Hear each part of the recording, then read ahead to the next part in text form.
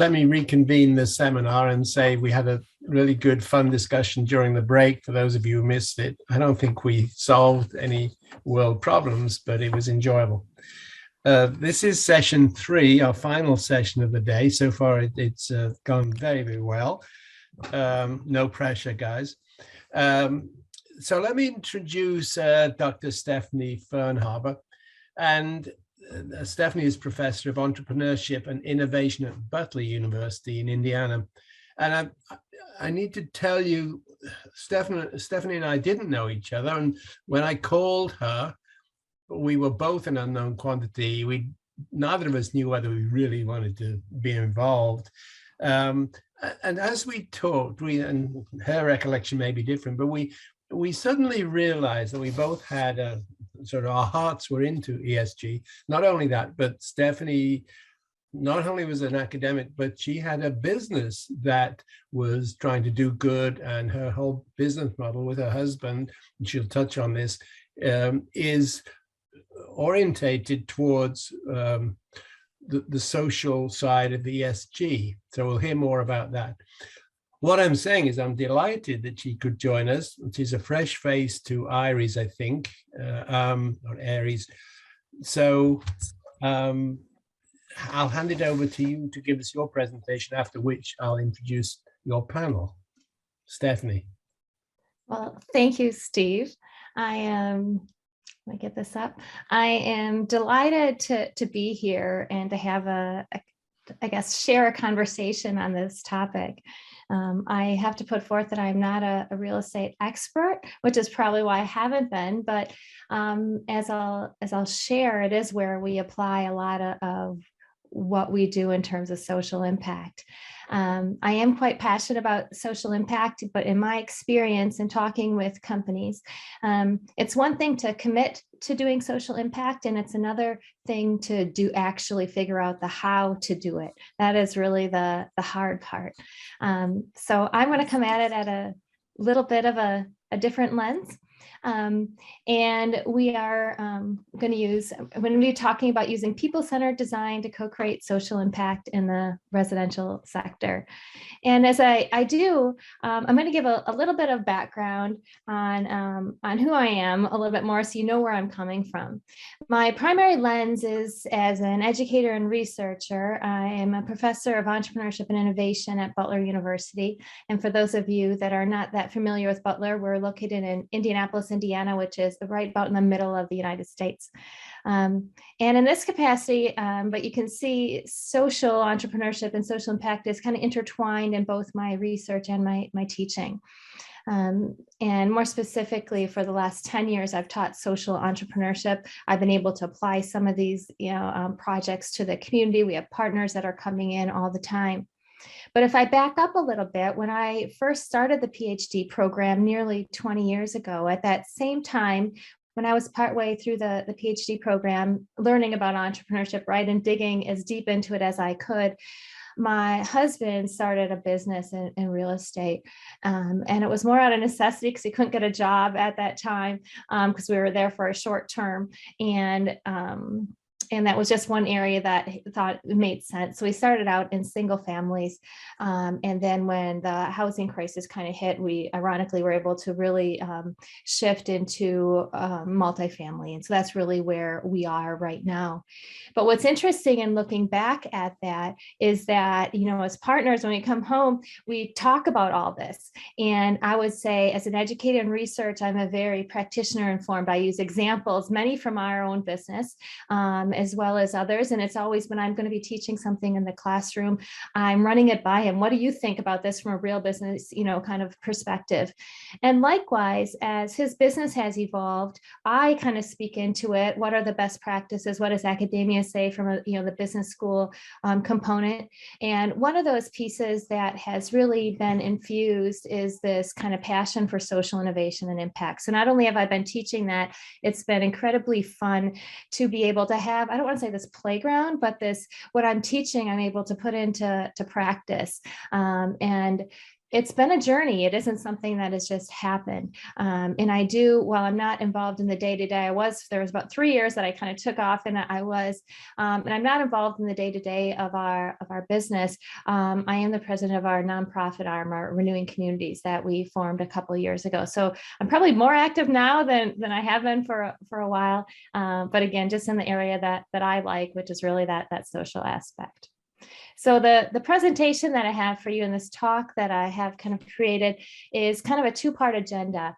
The first part is, yes, I'm going to put on my educator hat, and I want to talk about people-centered design, because I believe that this is one of the keys to, if we really want to create social impact, we need to use this lens. So I want to talk about what that is and what is this approach to innovation? How does it pertain to real estate and multifamily in particular? And then what I'm going to do is kind of take a step back and provide a mini case study on Renewing Management, which is our company. I want to show kind of where we've come and what are some of the ways that we've been able to use this lens to create social impact. So that's what we're going to do. And so let's start by just talking about what is people-centered design. And I would say, in my simplest way of explaining it, it is an approach to innovation where we see those people that we are trying to design solutions for, they are seen as the experts. And if they are seen as the experts, that means that they understand the problem the most. They can speak into the solutions and how it should be implemented. And so they need to be at the center of the process. Now, you might be thinking, well, yeah, that's pretty intuitive, duh, isn't that kind of obvious? And while I say it's obvious, it isn't always come that naturally. And here's just an example that I have here that we personally experienced. So about 7 or 8 years ago, maybe a little bit more than that, we purchased an apartment community that wasn't too far from us. And in typical fashion, what we would do at the time is we would purchase something that was a little bit more dilapidated that the owners had been ignoring, because our mission was to renew communities. And so what we would do is invest in the long-term infrastructure, because we really wanted this to be a place of dignity, a place where people could flourish. And so it was about 50% occupancy when we got it. There were animals living in some of the dwelling units that were not inhabited. So we go through, we have an asset team, we're renovating, we're installing playgrounds, making sure that the swimming pool is up and running again. And there was this big grassy field, which is an urban area. That's wonderful, right? And it was a pretty good sized field. And I remember my husband came home and he said, I have a great idea, because you have to remember, we do care about people flourishing. And our thought was we do it through infrastructure at this point in time. We wanted, especially the youth, we wanted to empower the youth. And so he said, there's this big field. I have a great idea. Let's put soccer goals there. And you have to remember, at this time, these are our 3 daughters from 7 or 8 years ago. So they're all now teens. I don't quite look like this anymore. But at the time they're all playing soccer. We're there every Saturday during the week, and it was a big part of our lives. And so it seemed very intuitive. We should put soccer fields here. So husband being the generous person he is, he says, we're not going to just invest in some cheap ones. We're going to do some nice ones. So we buy some nice goals. We even paint the grass, and it's a little bit smaller of a field, but it looks great. And so we wait and watch what happens. And there's tons of kids on this property, right? About 150 units, but nobody uses the soccer field. And we had to kind of take a step back. What's going on? And next to the soccer field, there was an old basketball court that we didn't invest in. There's about 30 to 40 kids there every day. What we didn't stop and think was, do these kids that live in this apartment complex, do they even like soccer? We never asked them. They were not at the center of our innovation process. And this is kind of a small thing, but we were wrong. Nobody wanted it. So if you fast forward to today, that soccer goal is no longer there. We have picnic tables and a volleyball court, which is what they do, what they did want. So while it seems intuitive, if we're not intentional, it won't actually happen, and we'll revert to our own biases and what we think that they want, and becomes us versus them versus what it should be, which is a we. We should be collectively trying to figure out how we can do this. So if we think about, at least in multifamily, who are the people we're trying to impact? These are the 4 groups that at least this is what we have come up with. And I'm sure that there's more. And if you think about what specific sector you're in, you might be able to parse out some more. But obviously the residents are definitely, I mean, you think about we could call it a responsibility that we have, or an opportunity. We have 3,100 units, right? And those are 3,100 families that are living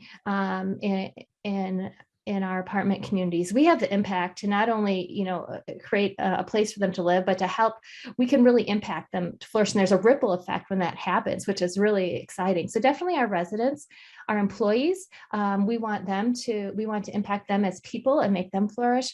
The communities that we are in, all the community members, these are where maybe our residents work. These are where maybe our employees live, right? There's all this interaction with the community. And then more recently, really, we've been focusing on suppliers as well, because we choose who we contract with, what people those are. And sometimes we have the ability to influence the people that they hire. So these were the groups that we kind of came up with. Now, once you identify the people group or groups that you want to impact, you still have to say, well, how do we do this? And if we are taking a people-centered approach, we want to start with desirability, right? What do they really want? Once we figure out what they want, then we can kind of shift and shuffle between, okay, what could we feasibly do? Because we can't do everything that they want. And then we also have to make sure that we figure out what's viable from a business sense, because we do have to make the business case. And ideally, when we're thinking about social impact, we can come up with something that people want, that we're able to do, and that's viable. And you can see from that soccer goal example, we just focused on the feasibility and the viability, right? We didn't care about the desirability. And so, and if you don't watch yourself when you're doing social impact, you can do a lot of things, and it might look like you're spending a lot of money and you're doing things, but it isn't truly having an impact, right? If you get to that measurement, it isn't having that impact that you'd like. So if we look at people-centered design, we can first of all think about it as a process. So anyone that's kind of this engineer mindset or that likes something structured, there's definitely a process to people-centered design. It starts out with empathizing and listening. So if we use the example of we want to empower the youth in our community, we need to listen and gain an understanding of what are their goals, what would they like to do, what are their barriers, what are their challenges, what makes them feel alive, right? And we have to set aside what we personally think. And there's lots of ways to empathize, right? But we first of all find ways to empathize with them.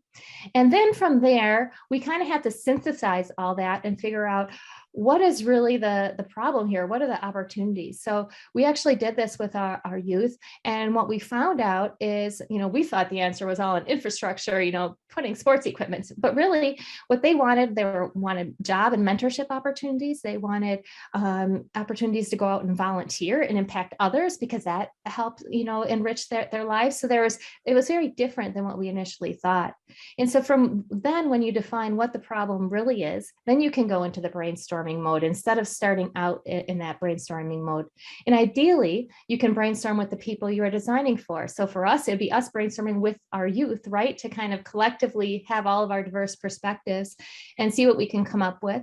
And then we don't just implement, right? We prototype. So you figure out, because what's inside my head when we talk about an idea might be different than what's in your head. So we do want to do either a low level, or there's different levels of prototyping to get it out there, and then do some testing before we even get that far in the process. So this is, and I say it's messy because sometimes you start prototyping and you realize you have to go back to the drawing board, right? Or you start testing and you're like, oh, we had it wrong. Let's go back. But we can look at it in general as a process. Another way we can look at people-centered design is a set of tools. And I just have some examples, one example of each of these category of tools, but there's hundreds of ways to do any of these. And another way that people use people-centered design is they say, well, I don't necessarily have to use the whole process on this one, but maybe I could just use one of these tools. So one that a lot of people like is when you frame questions that use how might we, that phrase at the beginning, right? And instead of other phrases, or maybe you already have some ideas that you're working on and you say, well, let's prototype and test these before we do a full implementation, right? So you might just pick and choose what are some of the tools that we want to use. And the third way of looking at people-centered design is through as a mindset. So hopefully once you get used to this process, start using these tools, all of a sudden it'll come to you naturally, so that you will, when you start to talk with somebody, you'll start to empathize and really start to think through their perspective versus always using your own perspective. Or you might, this make it one is great, because if you have ideas, we're always like, go do something. It might be crazy, just start, experiment and do something so that we can learn, right? It might mess up, but that's okay because it's a pilot.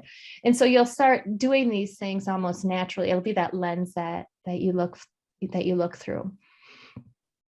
So if I were to kind of summarize, what is it that people-centered design, why would I make the case for it? Looks like my connection's a little bit rough here, so there we go. I would say why people-centered design, I would make 3 arguments for it. I think, first of all, it's going to have more impactful solutions, right? It won't be just doing things for the sake of doing things. You'll actually have solutions that were derived with the people that you are designing for. Secondly, you'll have increased buy-in. So if you think about it, if you come up with a new program, or even if you're doing infrastructure or something, if you have people along the way the entire time, they're going to be there when it's time to implement. They're going to be your biggest cheerleaders for it. So you'll have that increased buy-in. It's a great thing with employees as well, because no employee likes, oh, the administration just said we're going to do this, right? Or they want to be part of it. And so it makes it versus this is what is being done versus we're part of this, which is being done. And lastly, I would argue that there's lower risks and costs. And I think this is an important one, because the people-centered design is all about managing your risk. Because in the traditional way is we come up with, this is what I'm going to do, and we implement, and we hope that it works. And that's what we did with the soccer goals. But that was a waste of money, right? We ended up wasting that money on those, this is a small thing, but we wasted our money on those soccer goals, where if we would have just asked somebody before we did it, we would have changed directions and we wouldn't have wasted that money, right? So I do think that people-centered design helps in that capacity as well. So hopefully you're kind of following along here, and I'm going to talk, I guess the rest of my time I'm going to spend talking about renewing management and how have we applied this people-centered design to what we've been doing. And to give you a little bit of a background on renewing management, we own and operate, right now it's about 3,200 units across 21 properties or apartment communities. We are in growth mode, adding a few different ones each year with a vision to get to 40 properties. That's kind of what we've been working towards. We have about 100 plus employees just in the apartment arena. And the mission is to restore hope by transforming communities across Indiana. So that's kind of where our setting is. And when I talk about renewing management, I want to be sure that I share where we are. And I love to use this diagram when I'm teaching, because when we think about social impact, it's kind of a spectrum. It isn't like you're either doing it or you're not. It's really how much are you doing? So I usually like to say that there's a traditional charity, right? Fully mission oriented on one side. And then what we say, right? That they're fully traditional business and fully kind of financial value oriented on this side. And ideally we're coming to this point where we're a little bit more blended, but I don't know if it's ever going to be 50-50 for every company. But I think the idea is that you push it, right? That you're pushing it. And if I think about where we started back in 2003, We had, I mean, a little bit of social impact, very little. I mean, we gave money and we still do, you know, to different organizations, but it was very little. And over time, we've pushed it, right? We keep making, and in these last few years, we made some pretty big leaps, which is pushing us more towards where that percentage, you know, if you're going to say the balance is getting a little bit more balanced. We still are and probably always will be a bit more financial than social value, but we're pushing that social value. So I guess I share that in a sense to be thinking that you don't have to go all in big. I think it's learning and keeping moving along that corridor. So again, these were the 4 groups of people that I said we ideally want to reach when we're trying to have social impact. So I'm going to talk about these 4 in terms of what have we been doing with renewing management. So the residents, I think this was always our highest priority, and just the amazing responsibility and opportunity to impact their lives. And we really had to question what is appropriate to do as a management company, because we have a few different, we have our management company, and then we also have all the 21 properties are either owned by us individually and or with other investors, right? So we're trying to think of how much is it fair to ask of our other investors and property owners, how much expense can we put on the books towards this? And we have a big heart towards social impact, but we're trying to figure out what makes sense. And so these are some of the things that we've done early on. And I would say when we're initially inching over, we definitely were investing in infrastructure. So putting, you know, playgrounds, clubhouses, we thought that was really important because we think that building relationships and building community is important. You know, community gardens, bark parks, those sorts of things. We also early on contracted with an organization that had started up here in Indianapolis called the Community Care Network. And so what we do there is we give we give one free rent, or I think it's like up to $1,000 in rent towards rent. And in place of that, those individuals welcome each and every person that moves in. So they go to their door, give them a welcome basket, and as kind of that kind of community liaison, and they put on 4 social events per month. So that was kind of our first foray into let's build something here. And then of course, people-friendly policies, that makes sense within the property management company. We still have to have, you know, our eviction, we still have to have our processes. I would say ours is a little bit more friendly than some in the industry. And one thing that we did last year was we invested in the Flex program, which is allowing our residents to spread rent payments out when they get their paycheck versus always due at the first of the month. Seems like a little thing, but when you're looking at budgets, we actually make quite a bit from late fees. And so we knew that doing this might decrease our late fees, our income, right? But we also hope in the longer run, it'll keep our residents and stop them from being evicted. So this is what we were doing, and it was good for a while. But we really felt like it wasn't enough. And there was a few instances that really pushed us to say, what can we do more? And I would say of our 21 properties, about 9 of them we kind of put them in categories, and 9 of them are experiencing probably more challenges with socioeconomic issues. We did have some shootings, we had some violence that had happened at some of the apartments, and we're really trying to, you know, create these communities, make them safe places. And we just felt, wow, we need to do something more. What can we do more besides just having these amenities here, right? What can we do?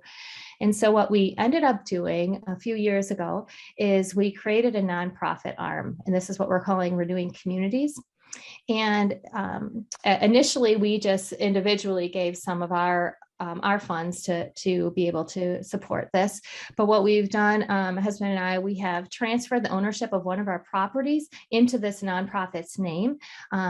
It's not, I mean, it still has a pretty big loan on it, but the idea is that as a loan is paid over, paid off over the next 20 or 30 years. It'll have a lot of equity in there as well, but it is developing cash flow, which can then support renewing communities. We do take donations, and there are some of our suppliers and even employees that contribute to renewing communities, and our other investors are welcome to as well. But we developed this renewing communities, and what some of the things that it is doing, it has a community enhancement team. So it has a resident advisory team that meets once a month, that gives us feedback. And this is really important. We found out some important little things, right? Like at one of our apartment complexes where there was some illegal activity going on, they said, well, it's because it's so dark at night. There's no lights in that section of the community. So we put in lights, right? Or they would alert us to things that we might not have necessarily known. And so then we can go back and tell, the management company or the property owners, you need to go do this. We've also been doing opportunity assessments as we've been scaling across our properties, not just going in and saying, we know what you need, using that people-centered design to listen and understand what are the needs and challenges within each specific community, and then developing, solutions accordingly. We are providing some supportive services through this, some youth-specific programming. We also have an tenant assistant fund that property managers can make a special request if they have a tenant that's facing eviction or that hasn't been able to pay and they think really deserves a second chance. They can apply on their behalf, and we do have a pool of funds there. In terms of our employees, I think I'll skip through some of these, but you can see them. I think one of them that I'm perhaps most proud of is that we have about 10% of our workforce has previously been incarcerated. And this has just added so much, I guess, insight into our lives as a whole. So we offer a combination of employment, housing. We do offer housing discounts to all of our employees, and support. So that's been a big part of our journey. You can see here we also offer, an employment assistance fund, spiritual growth opportunities, and health and wellness. And I think I'm hoping what this shows is that what we're trying to look at our employees in a more holistic sense. If we want to impact them, it's more than just giving them a job and an income. How else can we support them as individuals in whatever ways that they think is important? So these are just a few of the areas that we've been focusing on for employees. Community members, this one I could talk forever about because I'm passionate about the community. We did take part in the Indy Racial Equity Pledge. I guess it was a year or 2 years now. And as part of that, we have done a couple cool things. The first one is the P30 Entrepreneurial Co-working Space and Community Center. In real estate, we have so many creative resources and figuring out how to do this. So we recently built, and I'll talk about it in a minute, a housing manufacturing startup we have. We bought this big facility and we're co-located there with our headquarters, but we had a lot of space. And this part is in a portion of Indianapolis that has probably the lowest income, the highest violence, a lot of challenges. And so we are offering space for P30 and we're supporting them, but they'll have their own income generation, et cetera, but that is going to be servicing that area of the community. But it's kind of a win-win for us in that we're investing in the community, we're developing entrepreneurs, and some of those will go on to support both ways. So we're really excited about that. That's launching, it's in process. We also rolled out an incremental real estate boot camp. There's a lot of individuals that are not your traditional investors that get to be real estate investors. Why? Because they don't have the knowledge, they don't have the networks. They've never probably even thought about doing it. So we've been holding a real estate boot camp for non-traditional investors, a lot of women. We have a lot of people of color, and we also have people that are living in the urban environment. So the idea is it's called incremental because the thought is they can buy a city lot and they can make a small, housing investment on those. And we're kind of using our network to bring them together and to do that. I will say that both of these things are kind of being supported through renewing communities as well. And lastly, I'll just wrap it up in terms of our supply chain. I'd say this is the area that we're perhaps weakest when you look at large companies, where a lot of them have made commitments to diversify their supply chain in a more equitable way. We have not gotten there yet. I think that's kind of on our radar, and we would like to do more there. But one thing that we have done, again, this is in the process of launching. There's like a lot of things I think finally coming together. This is, with a few other investors and people that are doing this, but it's a modular housing factory. And so we're kind of going to be shifting in from, we've traditionally just renovated dilapidated apartment communities. And now we're kind of getting into how can we develop new residential areas as well. And so this is kind of a neat venture that we're working in. And the difference between this and renewing management is that while renewing management, we had to kind of add in the social aspect afterwards, this is being built in from the start. So this is another for-profit venture, but it will, focus on employing those that were previously incarcerated, homeless. We also have a passport for employment program that people that had been struggling with addiction, after they go through a 7-month program, they'll be eligible to work here. So this is another kind of exciting thing that we're working towards. So I guess I'll wrap it up. I think that's about my time, but I'll wrap it up with 3 kind of key takeaways for me at least, and I'm hoping that you will take away from here. First of all, I really think people-centered design can help us determine how to create more meaningful social impact. I didn't have time to really dig into how exactly that people-centered design is engraved, but it is completely. And I really think that that's the key to where we've been able to go. And secondly, I think that there's just incredible opportunities in the residential sector to create social impact. I think it just takes some creativity, thinking about, we have tons of assets, in terms of real estate. We impact people's, lives. We just need to think more creatively on how can we do that, and to learn from each other. And then the last takeaway that I would share is that, using this people-centered approach and listening and getting to know the people involved, it'll change your perspective in life. I think that doing these activities has changed my husband and I, who we are as people. It has changed our family. It's changed our network and our circle of friends, right? And that it's and so it's just added a lot of meaning to our lives. So I think that's kind of, we always think we're going to influence them. I think it sometimes is the other way around. So with that, I'll kind of pause. We can go to the panel. I do have a few websites here if anyone is interested in learning, at least as a starting point for people-centered design. It's also called human-centered design, design thinking. And then I just have a couple websites there in terms of our company websites. I'll stop and look forward to hearing what you all have to say.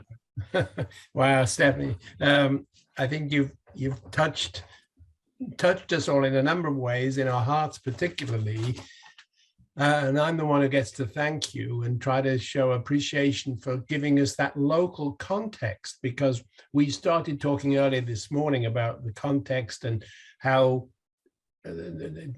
it's not just an institutional issue or institutional investors, but it happens on the ground. We have a diverse set of needs depending on the locality and the geography and the people. Humanity is different culturally across the world, and you've just brought that home to us. So I just want to thank you so much for that.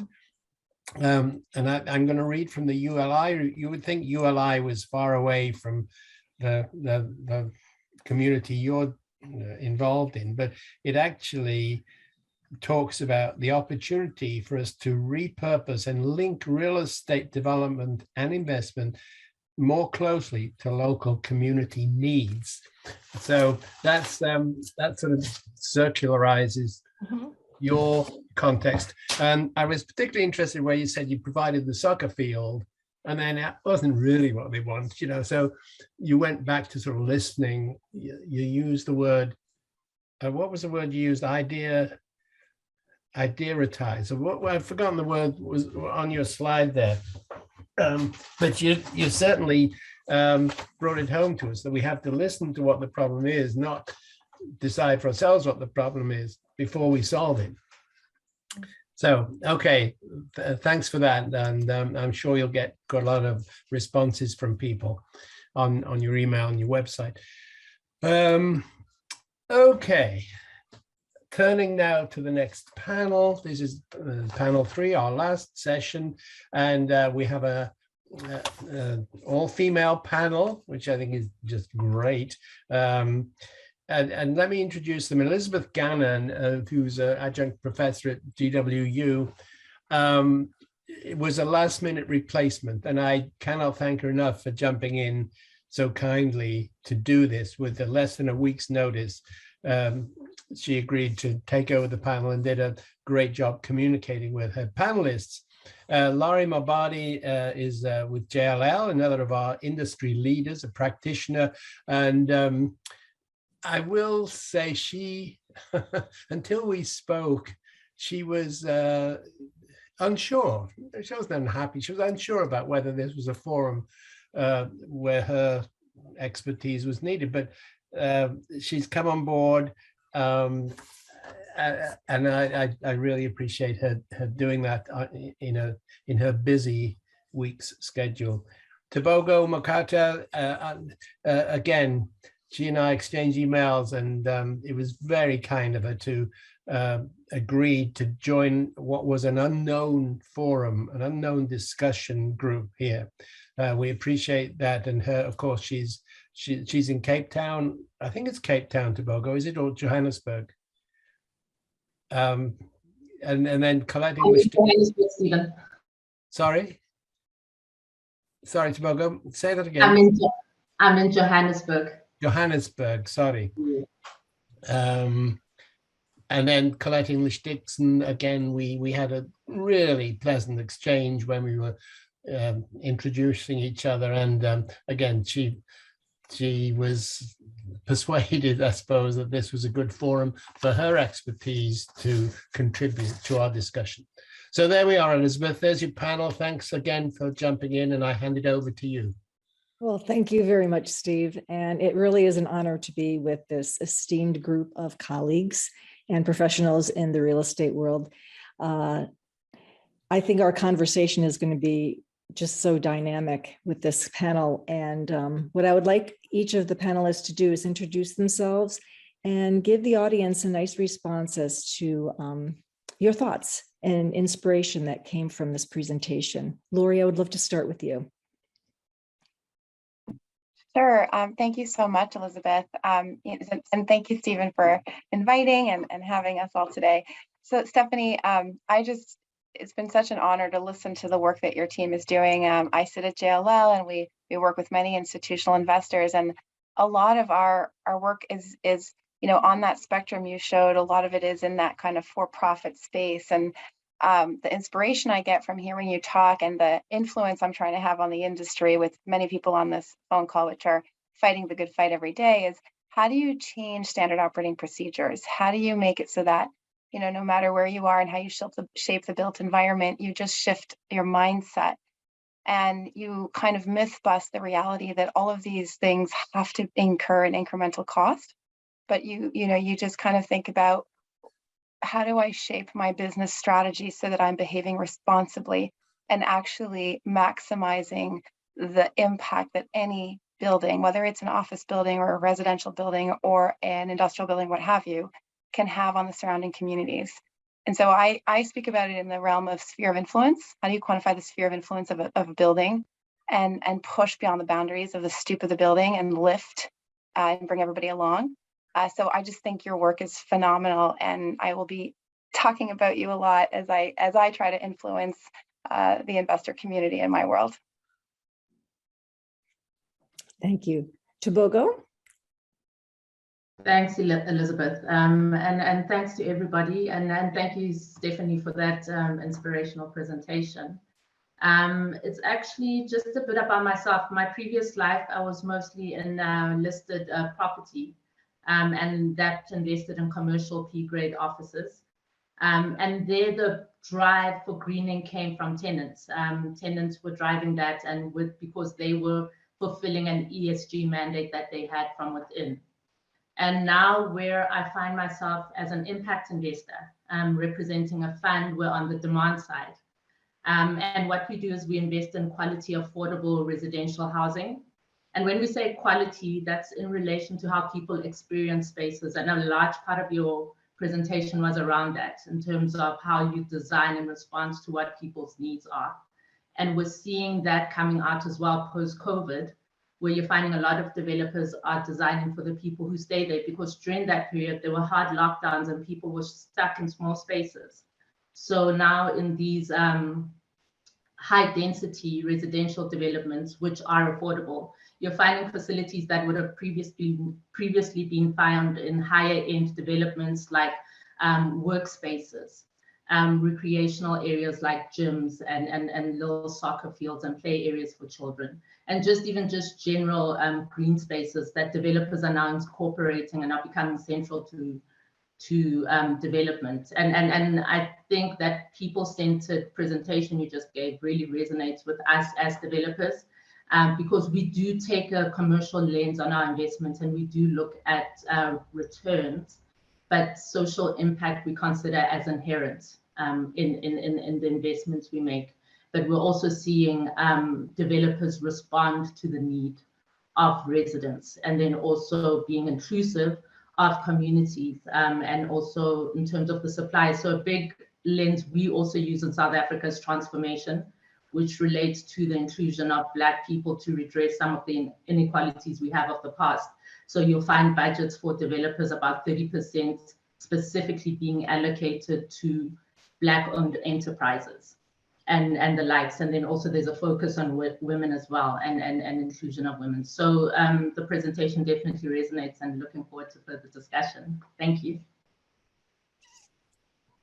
And Colette? Yeah, good morning. You know, I had a great opportunity on a prep call with you, Beth, to chat with Stephanie a bit in advance of this. And, you know, I'm going to come at this from a slightly different lens, a slightly different angle, because of the role I play now in the education of future real estate leaders and professionals. And, you know, the opportunity to take what I think is an incredibly personally accessible view of what can be done in a S of ESG kind of space, I think allows the assumption of engagement with it becomes so much easier, because it seems that, you know, the whole drive in ESG had been focused on kind of big corporations or big, you know, public entities kind of having to do things to make these things happen, to look at the impact of the built world on everything else. And it had to come from that side. I think allowing the view that it can be much more granular than that it can be much more singularly engaged with, I think can help move the needle along that spectrum so much faster. And the opportunity to take the idea of like people-centric design and on the ground social impact of what you do as an operator, as an owner, as a developer, as a designer of the built environment, allows us to take that and put it to future leaders in this is what you can do. This isn't what you have to rely on something massive to actually be engaged with it. This is what you can bring to the table, and let's help you understand what that is. Because honestly, you know, it's been hard to try to, you know, climb that mountain of what is ESG? Why should I care? How does it happen? What do you mean? You know, and been really easy for people to kind of push this off to say it has to be big corporate America or big corporate anybody or big social government issue in order to have any impact. And I think that's wrong. I think your presentation has shown that it doesn't need to be that way.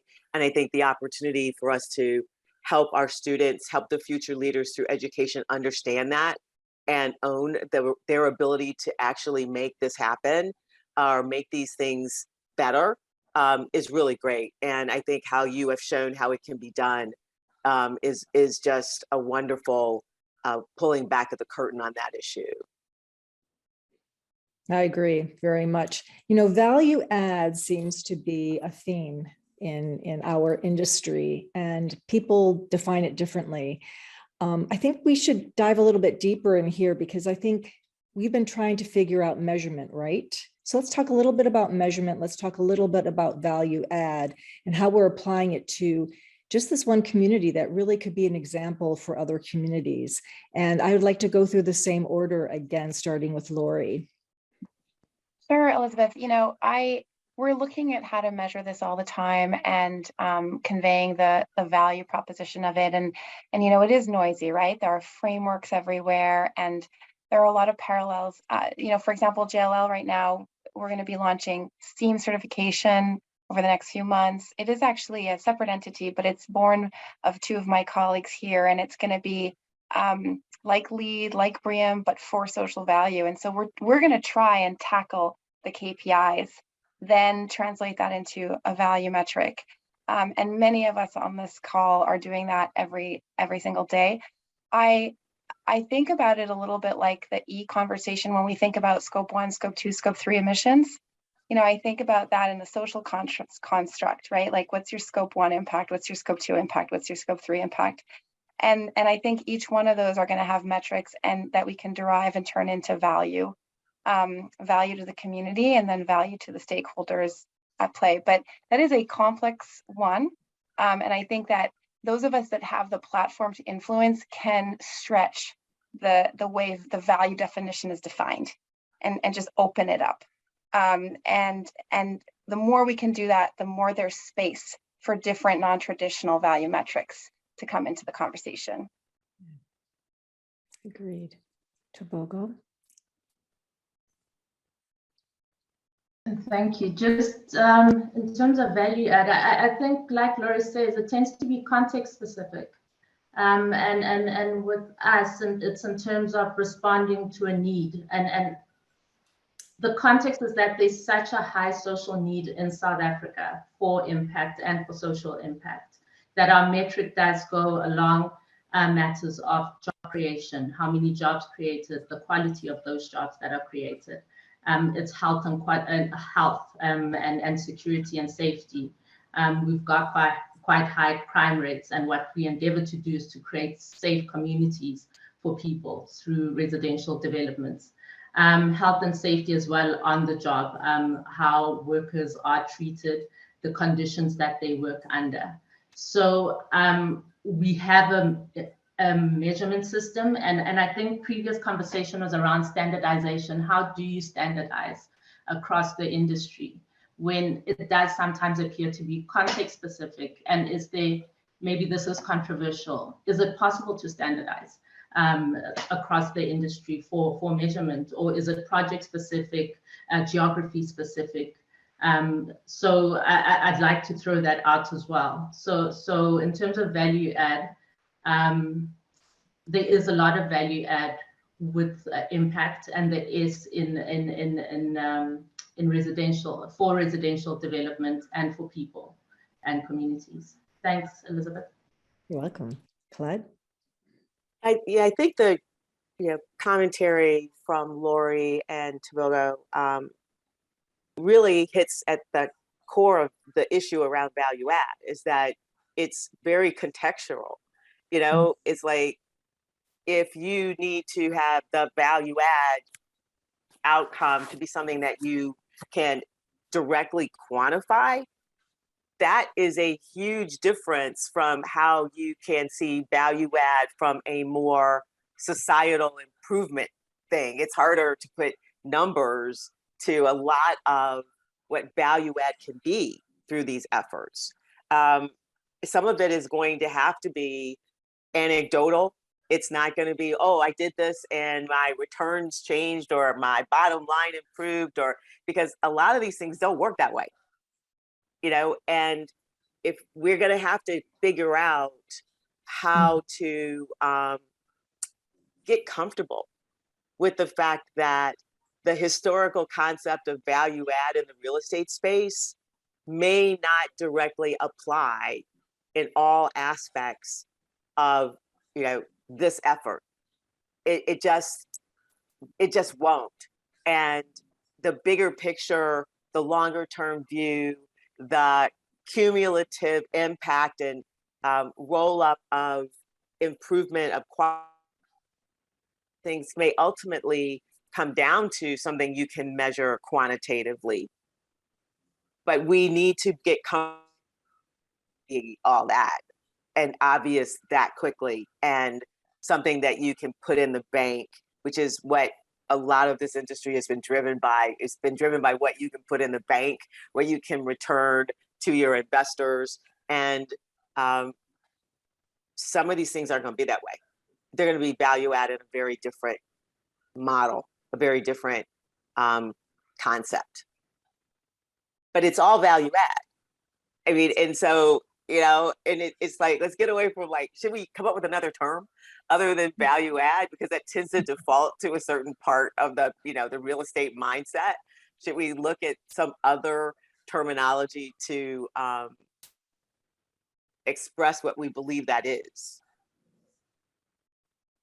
And somehow redefine it and make it into a different calculation altogether. Yeah. I just received The a nice- calculation implies quantify.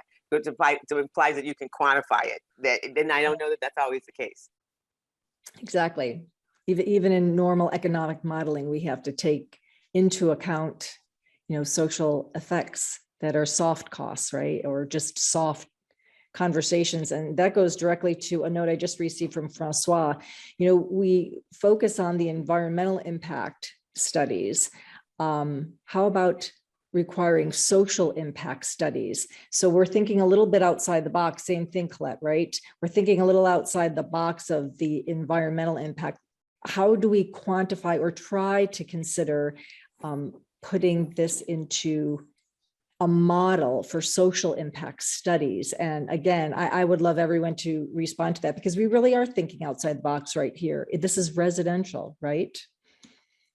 We have huge communities we have to impact. Lori? And you're welcome to start with someone else if somebody Okay. wants to start first. How about we go the opposite direction? Give Okay. Connect the first chance, and then we'll come this way. I was waiting for you to say that, Do you, Lori. Colette? I was like, oh no, does Lori always want to be first? Oh my goodness. And I think it would be great to get Stephanie's thought on this too. That social impact is, I think, you know, the real driver behind why a lot of people do these things. Mm. You know, that's kind of what the S kind of thing is leading people to. And they're getting comfortable with whatever they're getting comfortable with the potential solutions because they perceive that they have a social impact. That's the soft stuff though. A lot of that is the soft stuff. And it's going to be driven by those new metrics that we're going to have to figure out. I mean, I think that there is, you know, it's similar to the idea that if you provide a person with a better education, the impact that that may have on their life, their children's lives, their communities is at a point quantifiable. So the idea of recognizing what things we do have a positive impact and have the patience to stick with it to the point where you actually have a quantifiable social impact, where you can actually put real data to it, is kind of important. You know, and it's again a little contrary to the mindset of how many people engage in the space that we're talking about. They aren't usually patient waiting for those things to ultimately show themselves over time. And as you know, we didn't get here quickly. We're not going to get out of it quickly. We need to have the patience to have the things we do manifest themselves in some outcomes. So social impact study makes a lot of sense to me. I'm just going to wait for the person who actually comes up with it and then see what we can do to talk about it. Yeah. Yeah. I'll add a couple of thoughts too. I think, and Stephanie, I do want to hear from you as well. I think, Stephanie, the way you framed out the stakeholders, right? You've got your suppliers, you've got your employees, you've got your residents. I almost think you can kind of go from there, start from there. If we're really going to be true to people-centric design, start with our people. And then you have some KPIs from there. So dollars spent to diverse suppliers, or, you know, how much are you hiring local, buying local, investing local, you know, so maybe the KPIs roll up to under the stakeholders and enable you to kind of tell a concrete story there. That's just kind of one idea. I know that at JLL, we do have a construct to quantify this, and we do anchor it in the UN SDGs. And I think those are also always a stabilizing force, right? Starting at the 17 global goals we all have, and then rolling it up from there. That's the kind of two ways I think maybe people can approach it.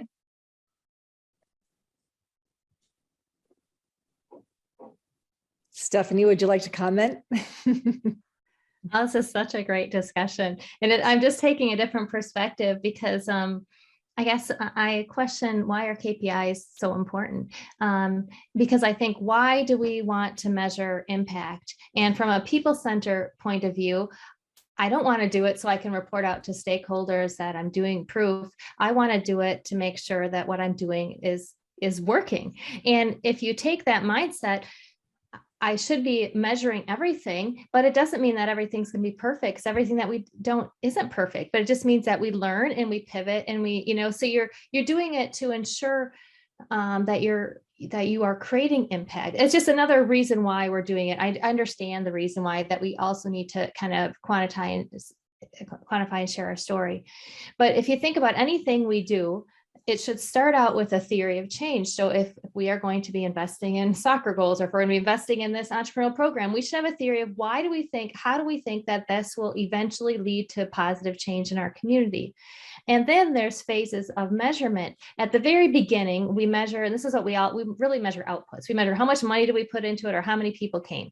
And that's a starting point, but it doesn't really measure impact. So then we measure it. The next easiest way is to do it with qualitative storytelling, right? To getting qualitative feedback.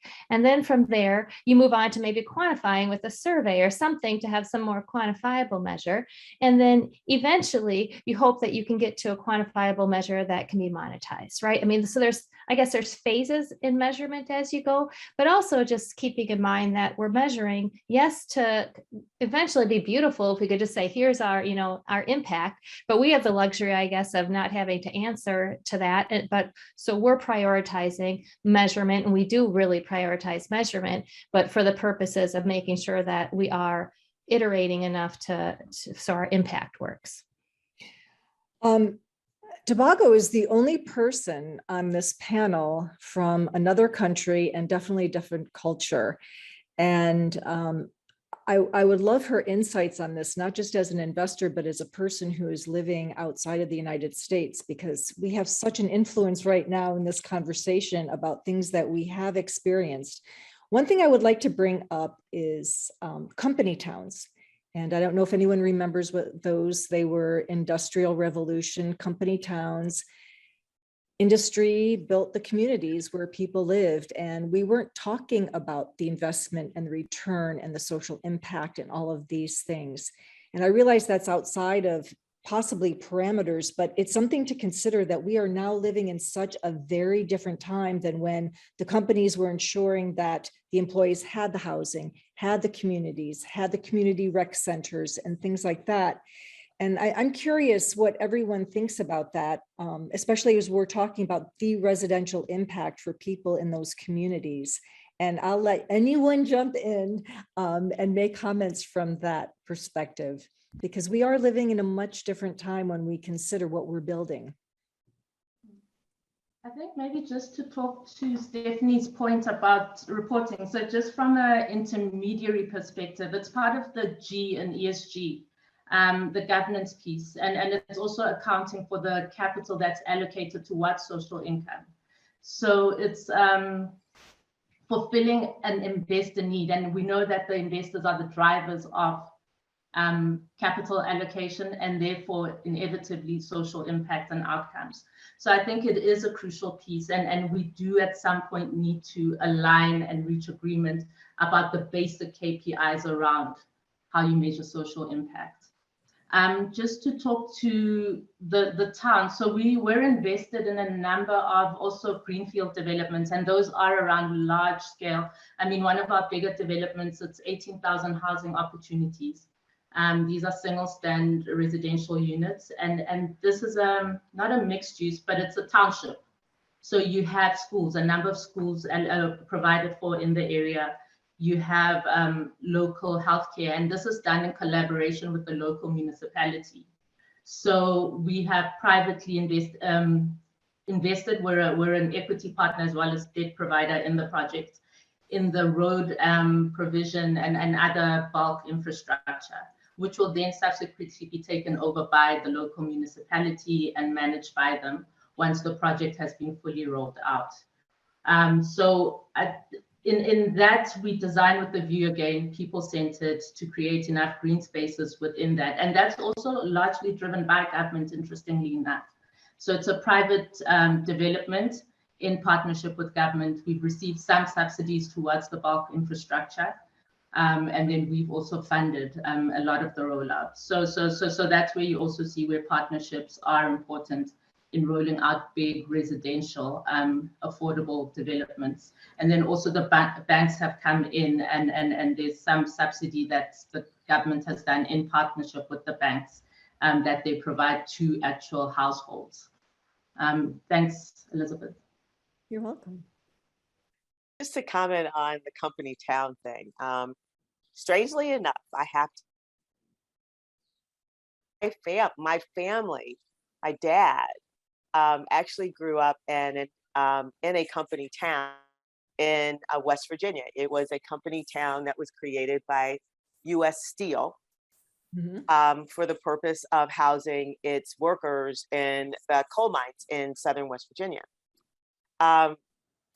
That mindset, I think, actually is showing. I mean, those things are happening in other places. I mean, I don't know that you see them as much in the U.S. As they may have once been. But those were necessities driven by a corporate, they were driven by a corporate need, not necessarily for the benefit of the people who lived in them. And I think that the evolution of this sort of corporate commitment to a community may result in, you know, a better outcome for those things. Now, if you did them now, if you actually looked at, you know, a company deciding that they wanted to provide that sort of, you know, community engagement where you have the housing and the school and the services and all of those things. But I don't know if I really believe that historically that was exercised to the true benefit of the people who live there as much as to the benefit of the company that wound up having kind of a captive presence of workers. But it could be utilized in an incredibly positively, in a positive way, if that was something that people chose or companies felt they could do to, you know, create more sustainable and socially equitable communities. But that's a big bet these days. That's a really expensive bet. It's a big bet. I grew up in a community that it was one particular industry. It was a shoe factory, and he built everything for his employees. There were no unions because he built everything. He built the hospitals, he gave medical and dental, everything, including the homes to his industry workers. And it's such a different world right now, especially the one that we're living in.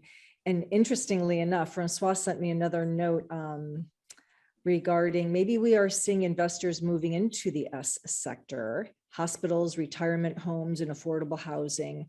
Do these sectors offer a good ratio between returns and social impact?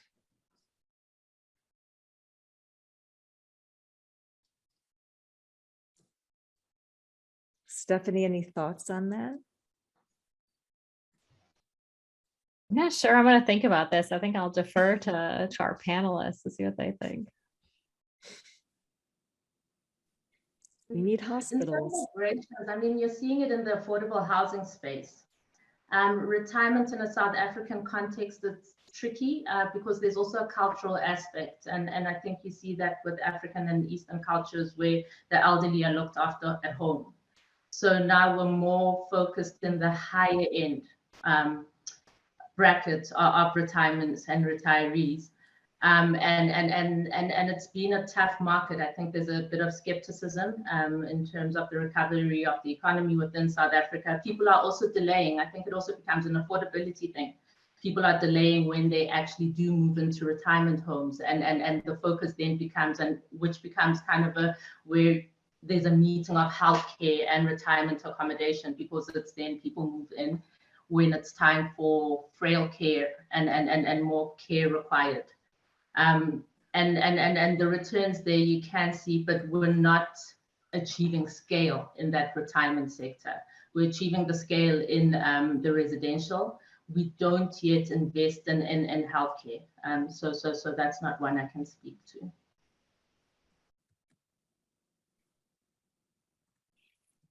I guess I want to make sure I understand the question.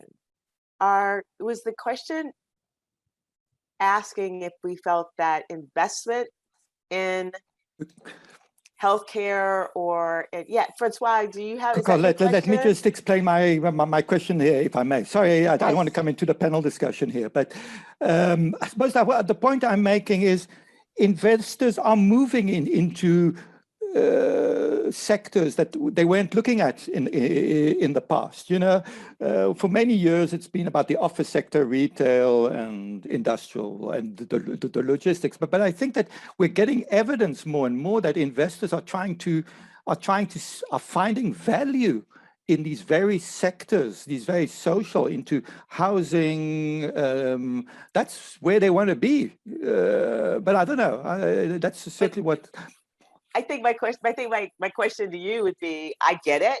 Yes, they are. They're expanding the things that they're investing in, but are they doing it for the purposes of social impact? Some may be. Others may be doing it just for the perceived better returns than they're getting in an office building right now. You know, could we argue that more housing is great? You know, it brings down the value, and we're doing, you know, what the final motive is. Well, I don't really, you know, you're right. I shouldn't really like question people's motives, but I would say, I mean, the multi-housing space is so varied and broad. And people are more interested in investing in affordable housing now than necessarily market rate or luxury. But that was initially driven by a perceived higher return, not because they suddenly felt this need to create more affordable housing.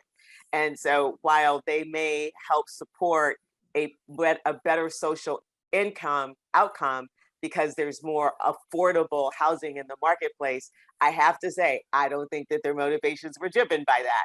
And we may just be, you know, lucky to get some positive outcomes on the social impact side as a result of that increased investment.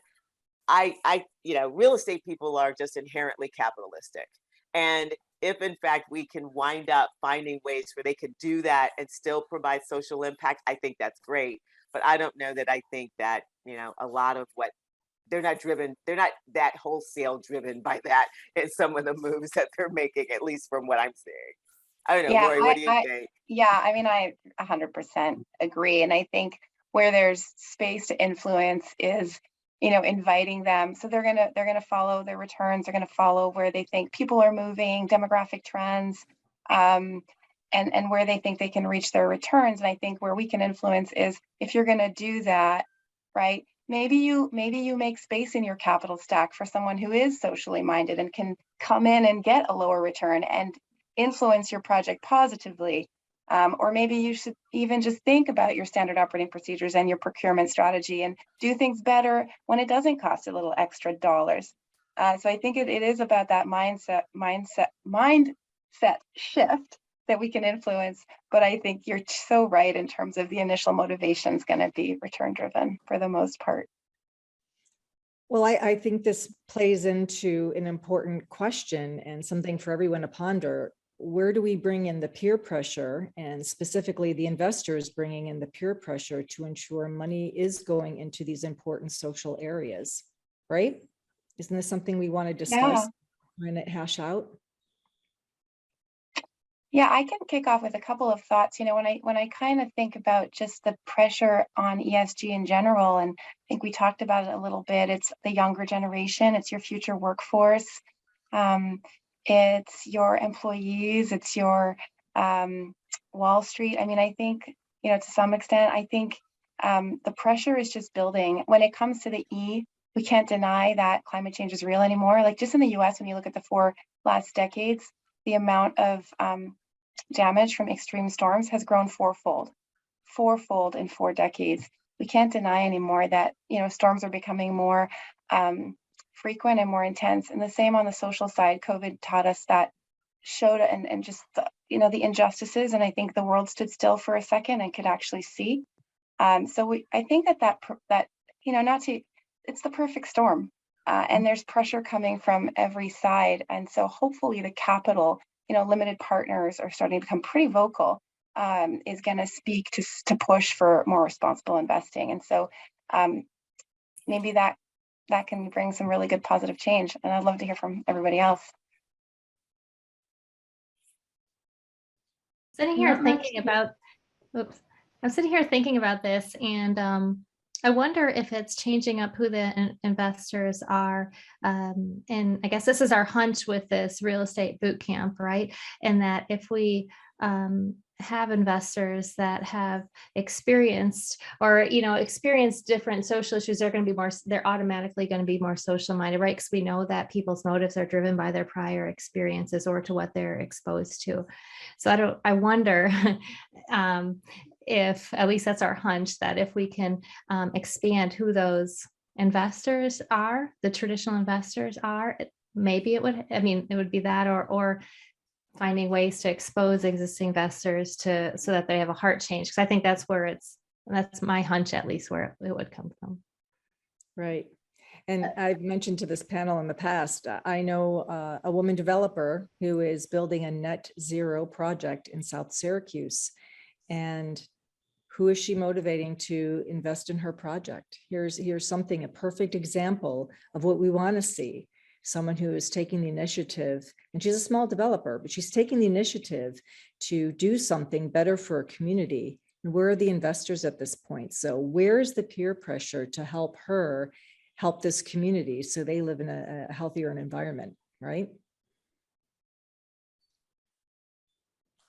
Well, I think that therein lies that individual commitment that she is taking to the next level. Okay, so we can build a network of a cohort of individuals by being far more engaged around talking about this, but investors have started to say quite clearly that they are expecting the firms they are partnering with to have their eye on these issues. Now, how well they do it, how often this becomes the top conversation is, I think, evolving. The E thing is definitely on the table, right? The G thing is definitely on the table. The S thing is on the table, but it's softer. It's like, what is that? And if you have some discussion around what you're doing, on behalf of E thing, is that still enough for investors to feel as though that they are, providing that push to the funds and the people they're investing with to be voted?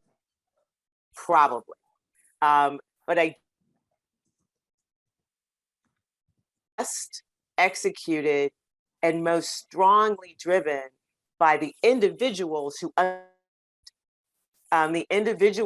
who can be a meaningful part of the discussion around the S, and can, build that personal engagement that becomes a corporate engagement that becomes a bigger picture engagement. And that's really kind of strange, but I do think it will take more individualized awareness and push to get that moving more significantly, because people feel it. And I think that feeling of the importance of it is what will help influence that.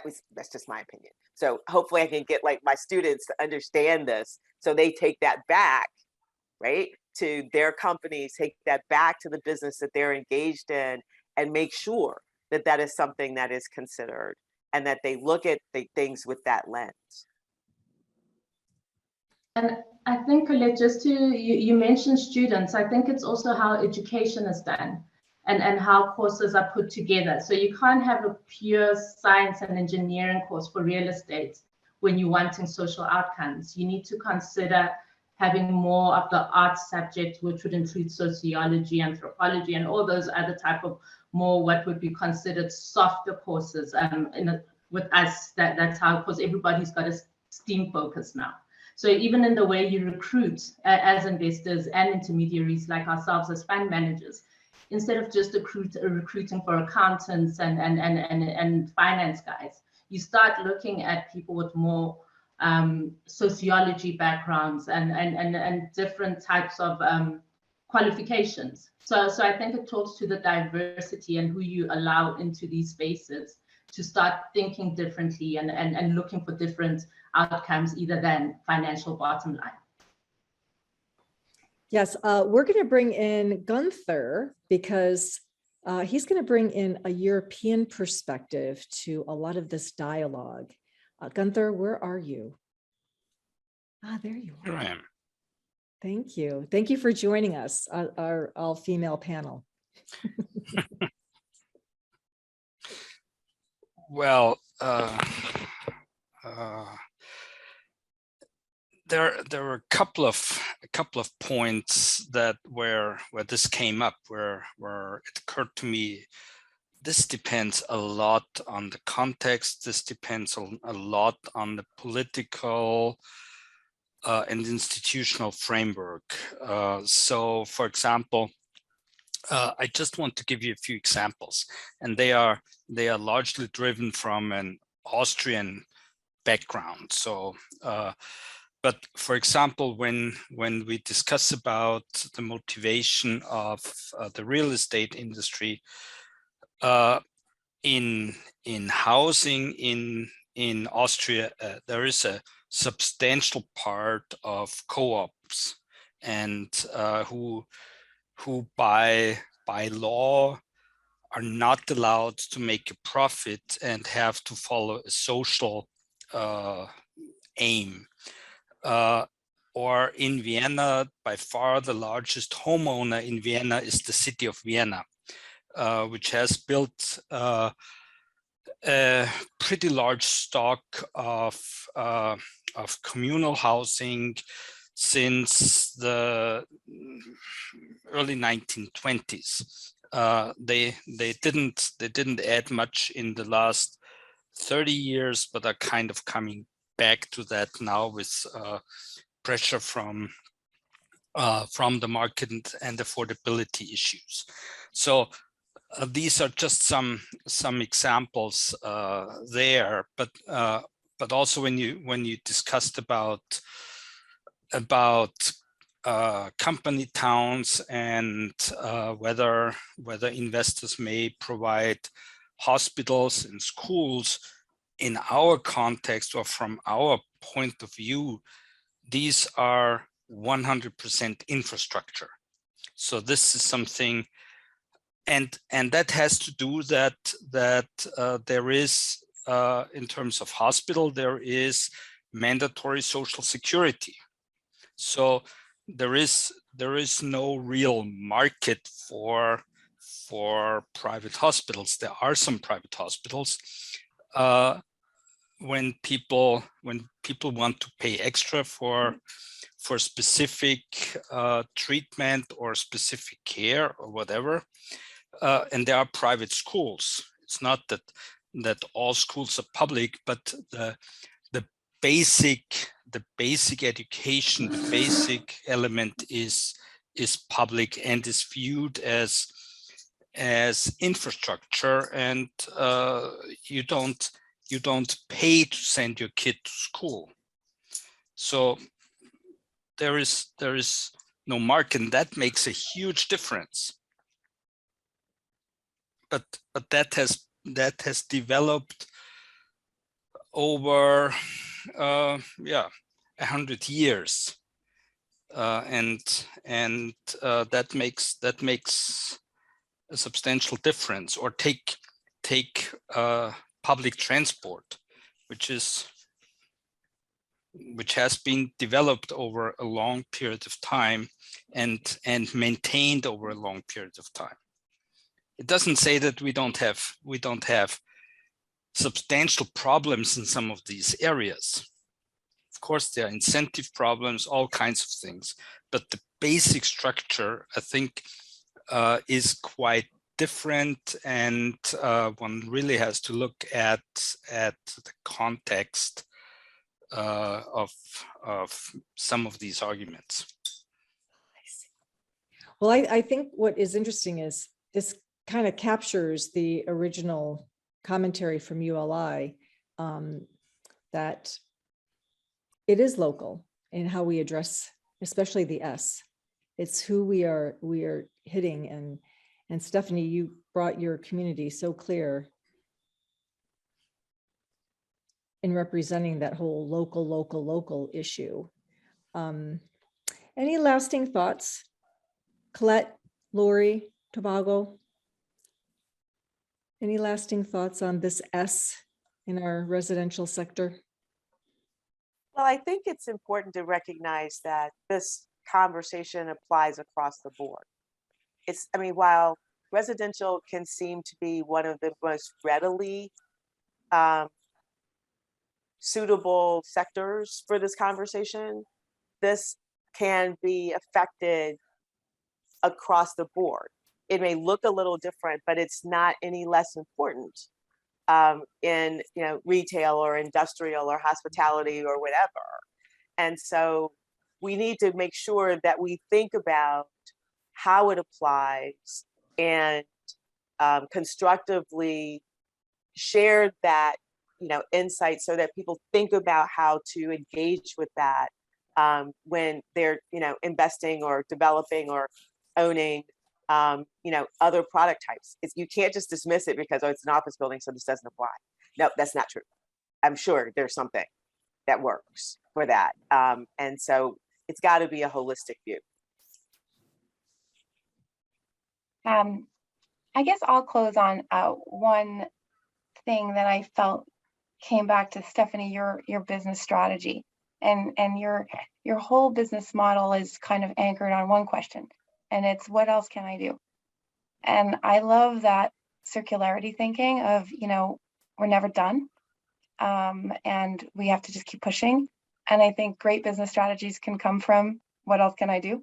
And so that's one takeaway for me that I'm gonna bring to kind of my conversations that I appreciated from today.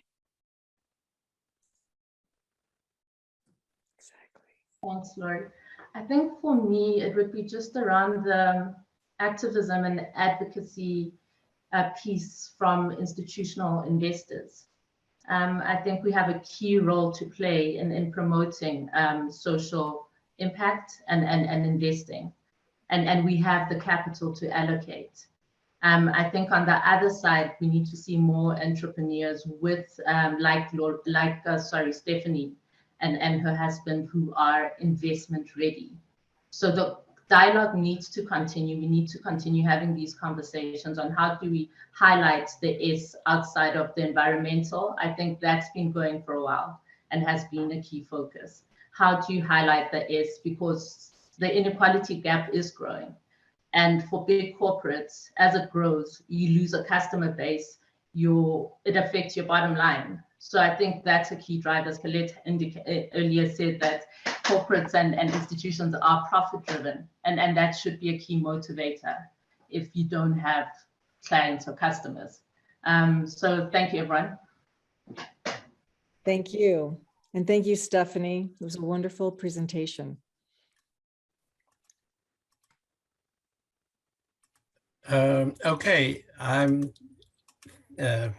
let me just get my video going here. Sorry, I'm stuck on the, maybe you won't see me, which is probably a blessing. Thanks so much for the panel.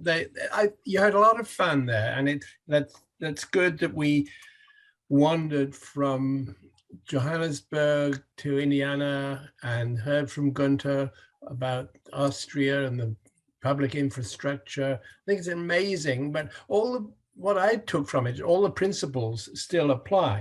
We wrestle with this risk reward thing. How much social contribution do we make, and what's, in whatever form we measure it, what is the return on it? And whatever political platform we're working in, whatever culture we're restrained by, the problem doesn't go away. It needs work.